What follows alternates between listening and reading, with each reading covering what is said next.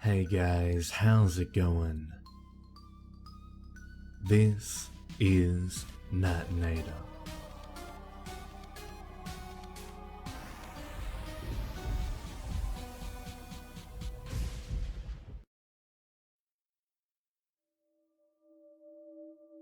This time, I kissed him for once.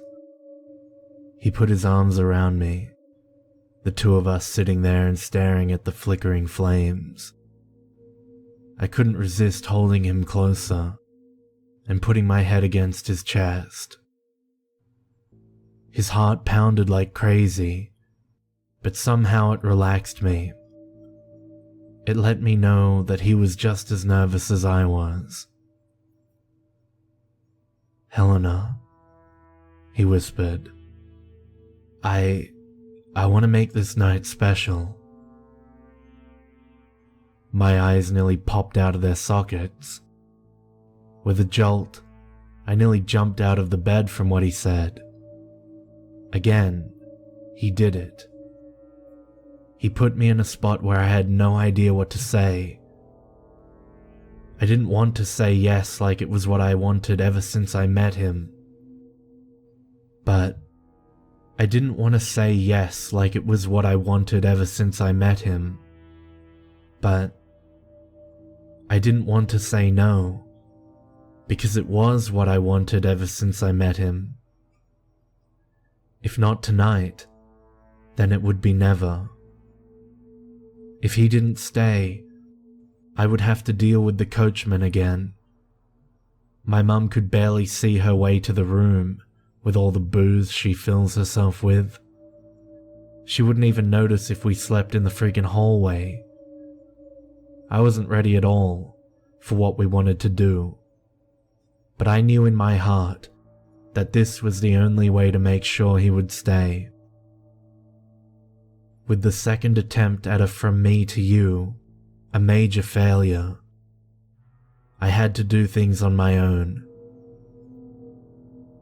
Slowly, my eyes returned to normal, making him relax again. "I do too." Hesitantly, he grabbed my shoulders to kiss me hard, like he was trying to shove his lips through me. I pushed back, doing the very same to the point where it almost hurt. Behind me, his fingers tugged the lace holding up my corset, the knot coming undone. Without thinking, I held the front of it against my chest, my back completely bare. All I had going through my head was how he would see nothing but skin and bone. He held his hands up like he just stabbed me by accident. "What's the matter? Is something wrong?" "I don't think you want to see more of me. There's nothing there to see." Holding my face with his hands, he looked deep into my eyes. "Helena, I'm with you for a reason. You're the only girl I want to see." Gently lowering my arms down, he made my corset fall to the floor. I had my eyes closed, waiting for him to be disgusted and start gagging. Instead, he put a hand on my left rib, moving his way up, having his fingers bump along the protruding bones. It tickled, and then it tingled. It was an entirely new thing when another's hand felt you. With my eyes still closed and my mouth in a silly grin, he sent me back against the pillow, planting a kiss that didn't want to let go. There, with him surrounding me, becoming all I knew around me, I was able to feel happy. He only stopped to take off his shirt. Opening my eyes, I wasn't afraid anymore. I beckoned him to come back to me with awaiting arms. His face passed by the shadow of the curtains as he leaned back forward. That was when my heart nearly jumped out of my throat. The coachman was on top of me, taking Gerard's place, his pure white mouth sticking out of the shadow of his coat's high collar. I tried to push him away, but he pinned my arms down to the mattress. All I could do was struggle to the point where my arms felt like they were going to snap out of place. "You're mine now." I saw his mouth stretch open past his neck, and I screamed as if my end was near. Regurgitating loudly, the coachman's mouth poured a shower of maggots into mine. I could feel the little things wiggling and being squished by my lips as I tried to spit them out, feeling like I was going to choke to death on them, as well as my own vomit from the taste. I coughed and sputtered frantically. Flying off the bed, I held onto the windowsill, gasping for whatever air I could. Gerard patted my back. Whoa, what happened? Did some saliva go down the wrong pipe?" Finally able to breathe normally, I checked my mouth with my fingers. The maggots were gone. Nothing but loose strands of hair clinging to the sides of my lips. With a quick sigh, I instantly felt my face get red in anger and embarrassment. Right away, I covered my eyes and tried to hide my tears. My sniffling let Gerard know anyway, and it just made me cry more. "Helena, what's the matter?" I tried to stop the tears from coming, but it was already too late. "I don't know. Are you having, girl stuff? Because it's cool if you are." I got the waterworks to stand by, since he wasn't mad at me like I feared. He even made a better excuse than what I could have at the moment. I took it as a lucky break and rolled with it. "Yeah, it's just that time of the month. Completely slipped my mind." Say no more. He grabbed his shirt and put it back on, something I mentally frowned at for happening. "We can resume this thing another time, when your emotions settle down."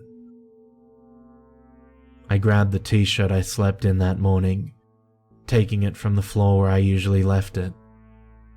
Putting it on to cover myself up, I held myself up on the bed, looking down shamefully. "I'm sorry." He held me by the shoulder right away, too afraid of my supposed emotions going haywire to give me a full hug. "Don't sweat it. But man, you made me think I was killing you right there. I think I was more afraid than you." I tried to keep my stomach from turning at the thought of having the cold touch of the coachman on top of me. "I hope not." "You don't have to walk me home," he said reassuringly. "Just staying with me until I reach the door would be more than enough." I cleared my throat, my head still as unclear as a foggy blizzard. "Yeah, sure. I would really want to go all the way, but yeah." We held hands all the way to the front door, even while he was putting back on his shoes. I didn't want to let go, but he couldn't stay the night, not with the freak show I just performed. I was surprised he didn't just run out and never look back, with the way I just stopped the one thing we were waiting for all night. I figured guys don't care much as long as it's eventually. Or maybe he just cared enough to stay with me, while any other guy would do the exact opposite. Even though my mind was a mess, and my insides felt like they were put through a grinder, I still managed to smile with him before getting the last kiss for the night. After he left, returning to my room was like walking up to an electric chair. I expected the coachman to be waiting right there for me, sitting at the foot of the bed, staring at me under the shadow of his hood. Thankfully, all I got was a messy bed and a lone candle waiting to be snuffed out. With a weak huff, I turned off the last light and crawled into bed, forced to imagine what I would have done with Gerard instead of live it. I could still feel his warmth pressed against me, his fingers grabbing at my skin, and his lips on top of mine. And I could still taste the sour flavor of the maggots every time I gulped. The sun came before sleep ever could, another day waiting for a dream that would never occur. It was as if days had stopped changing, and it was just a long wait until the next part of the same one. My eyes were tired, despite having them closed all night. I didn't dare to open them in case the coachman was right there. I even lay on my side so he couldn't pin me down as easily, just in case. But once the sun rose, a voice did as well from the dark corner of the room. "I'm waiting." Shooting my eyes open, I scanned around, seeing nobody, and not even the outline of a cloak. Trying to calm my heavy and weary breathing, I went to the bathroom to try and get the drowsiness out with some cold water. Splashing my face with a few handfuls, I turned off the faucet and hung onto the sink's rim, barely able to stand on my own. Looking up at the mirror, I saw my eyes still dark, like they were covered in more eyeliner than usual. Rubbing some water on them until the skin was getting sore, I realized that the uncomfortable blackness was my actual skin. The rest of my face wasn't any better. Bluish veins pulsed around under my almost ghostly skin, like I was wearing a realistic sugar skull mask. The only makeup I put on was to hide the disgusting veins all over my face and even down my neck. The last thing I need is for Gerard to be even more disgusted in me. I figured it was just from not sleeping, but somehow I wasn't even tired in a mental sense, only physically.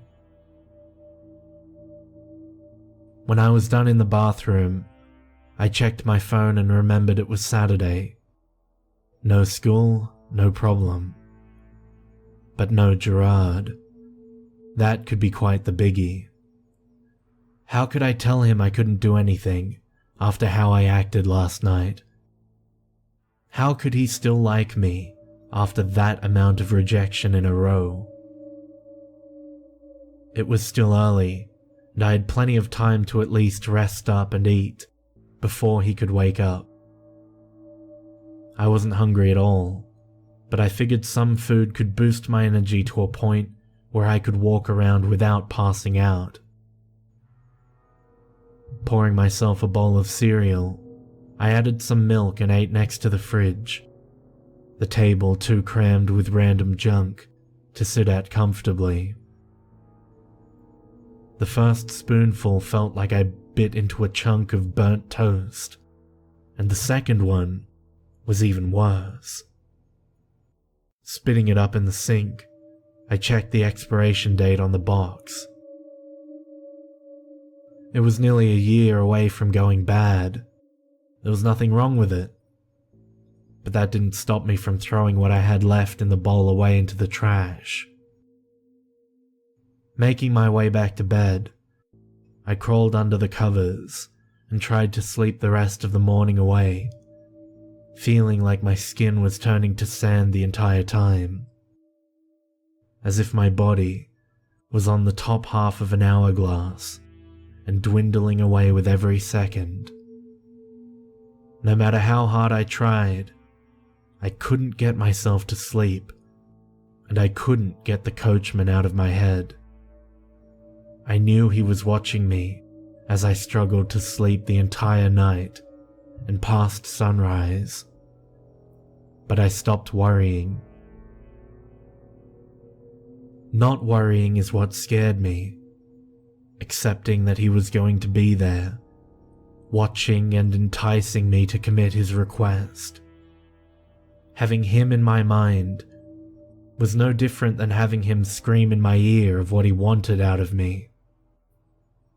Having the idea constantly come up only made it stay in my head longer and longer. Having it stay in my head made it seem like the only way. The vibration of a text from Gerard snapped me out of my crazy train of thought. He wanted to meet up later, while I just wanted to lay down and never get up. I had to do it. I had to get up and go out if I expected him to stay with me. Fighting to keep my fingers moving, I texted back, "See you soon." If I didn't get out of bed, it would surely become my unintentional coffin. Getting dressed was harder than ever, my legs buckling under the slightest shift in weight. I could barely get my boots on without having to stop and take a break, my arms collapsing by my sides like they were broken branches. Once I got walking and headed out the door, things didn't seem as hard, my shoulder brushing the wall a few times as I stumbled out of the house. Outside seemed no better than how it was inside. The grey sky was nearly black with how dull and dark everything looked. It didn't look like rain, but nothing looked colourful in the slightest. The way to Gerard's area was like walking along a blank canvas. Nothing to see but an empty and useless slate. Not even the cemetery brought me any joy, a place I once felt almost ecstatic to be within. Gerard waited for me there, sitting on the bench where we first met. No matter how drained I was, I still mustered a smile, as faint as it was. Hey. He patted the empty half to get me to sit there.